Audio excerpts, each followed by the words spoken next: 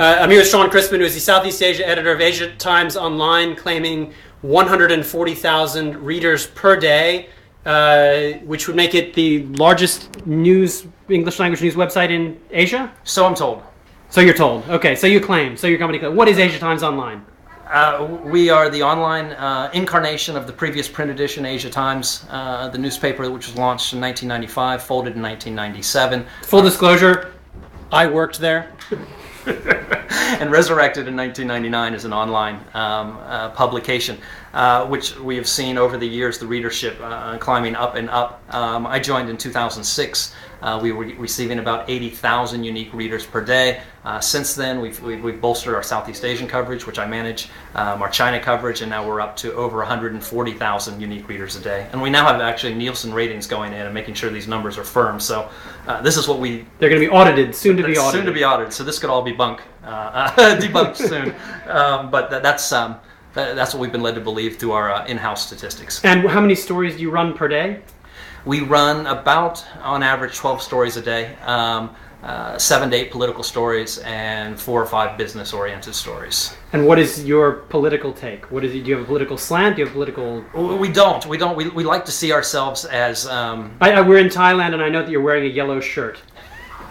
It's the one I put on. The back's yellow too. It's not red on the back. This is not a political stance by... Tom's wearing a red shirt, so here we go. I'm in a red shirt. That's right.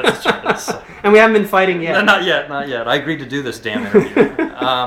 What was the question? Political stance. You have no political stance. We don't actually. We leave that to the writers. But where we have... So you do allow the writers to take a political stand? We do oftentimes. There is an angle, and we take it from both sides of the ideological divide.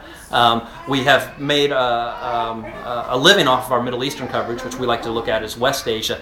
Our coverage of the war on terror, the conflict in Iraq, and now in Afghanistan is where we get the greatest number of readers. And I think people were looking for a different angle on some of these stories than perhaps what was seen in the mainstream U.S. media. The United States is where we get the greatest number of readers. Over 60%, last time I checked, of our readers are based in the United States. And so obviously they were looking for something different. And I think they found it in Asia Times Online. So how are you offering something different from the Bangkok Post or the Asian Wall Street Journal or the Herald Tribune in Asia? We try not to cling so tightly to the wires. What I've found from my personal experience working at the Wall Street Journal. Formerly you were working at the Wall Street Journal and with the Far Eastern Economic Review. The Review being a different animal. We are a daily publication. And so we try not to cling so tightly to the wire story. Oftentimes what a Wall Street Journal, what a New York Times will do, in our opinion, is look at what AP has put out, look at what Reuters has put out.